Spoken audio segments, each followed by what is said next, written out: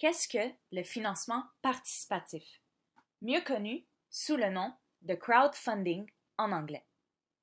L'Autorité des marchés financiers, l'AMF, définit le crowdfunding comme un processus permettant à une personne ou à une entreprise de recueillir de petites sommes auprès d'un grand nombre de personnes, généralement par Internet.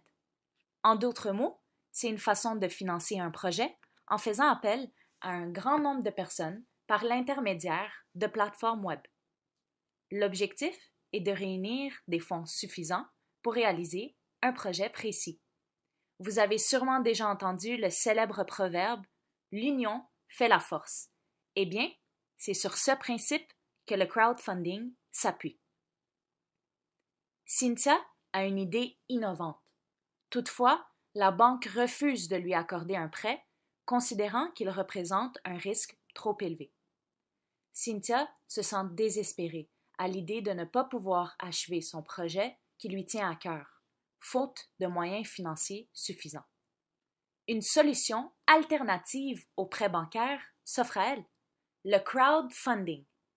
Au lieu de s'adresser à un intermédiaire, comme les établissements de crédit, pour obtenir des prêts, c'est-à-dire d'avoir recours au financement indirect, aussi appelé financement intermédiaire, elle peut obtenir les fonds dont elle a besoin en s'adressant directement aux gens qui ont de l'argent à lui fournir. C'est ce qu'on appelle le financement direct ou encore le financement des intermédiaires. Elle décide donc de publier son projet sur une plateforme de crowdfunding afin d'amasser les fonds nécessaires pour concrétiser son idée.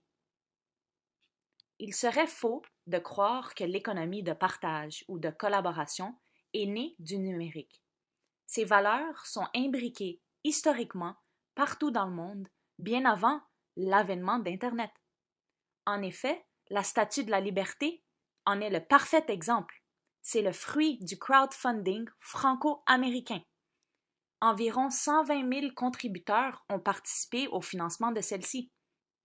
L'avènement d'Internet, et particulièrement des médias sociaux, a revigoré et donné une ampleur internationale au financement par la foule. Une étude menée par The Crowd Data Center montre que la collecte du crowdfunding est en croissance exponentielle. En effet, juste pour l'année 2015 au Canada, on constate une hausse de 15% des contributions par rapport à 2014. En 2015, l'investissement total par le biais du crowdfunding s'élève à environ 40 millions de dollars. Maintenant que vous savez en quoi consiste le crowdfunding, il serait pertinent de vous présenter les 4 modèles de financement participatif. Le premier, et le plus répandu, est le modèle reposant sur les dons. Ce modèle consiste à recueillir des sommes auprès de donateurs, sans contrepartie concrète en vue de réaliser un projet ou de fonder une entreprise. Le deuxième est le modèle reposant sur les récompenses, qui consiste à recueillir des sommes auprès de donateurs en contrepartie de récompenses ou d'avantages. Le troisième est le modèle reposant sur le préachat, qui consiste à recueillir des sommes auprès de donateurs en contrepartie de récompenses futures concrètes, comme des produits de consommation. Et finalement, le quatrième est le modèle reposant sur les titres, aussi appelé Equity Crowdfunding. Il consiste à investir dans un émetteur et son entreprise en contrepartie de titres de l'émetteur qui sont souvent des titres de capitaux propres, mais qui peuvent être de d'autres types, notamment des titres de créances.